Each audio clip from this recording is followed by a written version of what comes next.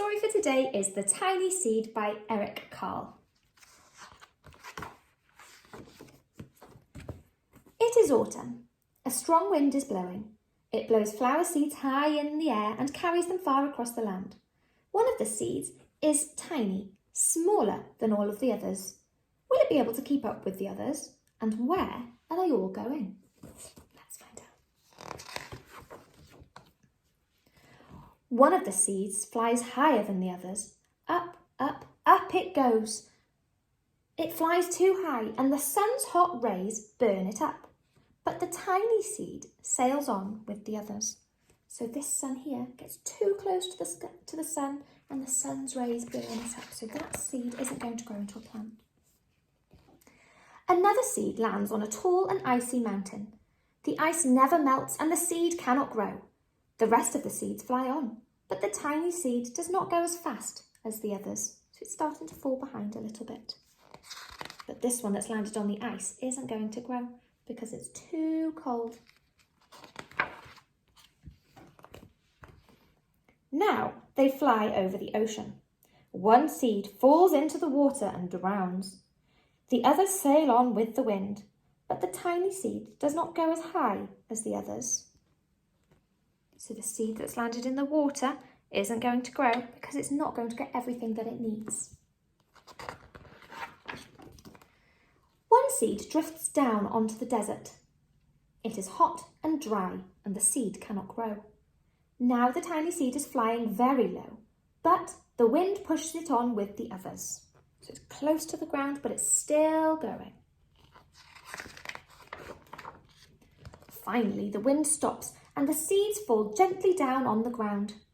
A bird comes by and eats one seed. The tiny seed is not eaten. It is so small that the bird doesn't see it. That's lucky for the tiny seed. Now it is winter. After their long trip, the seeds settle down. They look just as if they're going to sleep in the earth.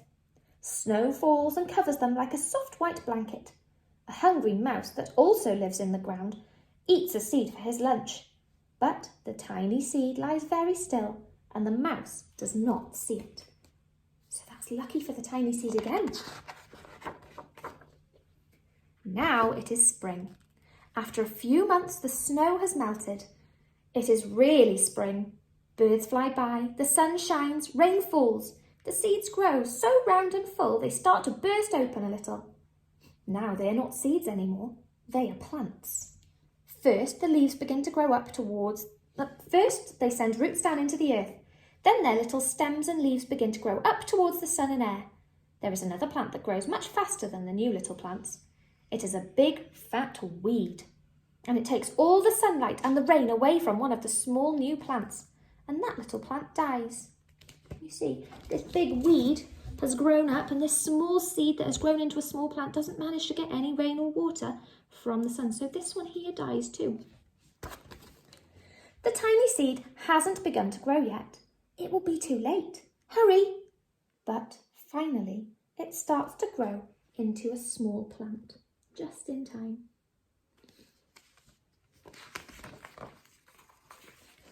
The warm weather also brings the children out to play. They too have been waiting for the sun and springtime. One child doesn't see the plants as he runs along and oh no, he breaks one. Now it cannot grow anymore. The tiny plant that grew from the tiny seed is growing fast, but its neighbour grows even faster. Before the tiny plant even has 3 leaves, the other plant has 7. And look, a bud, and now even a flower. But what is happening? First, there are footsteps. Then a shadow looms over them. Then a hand reaches down and breaks off the flower.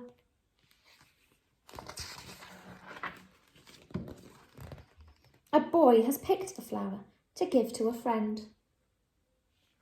But that flower's not growing anymore. It is summer. Now the tiny plant from the tiny seed is all alone. It grows on and on. It doesn't stop.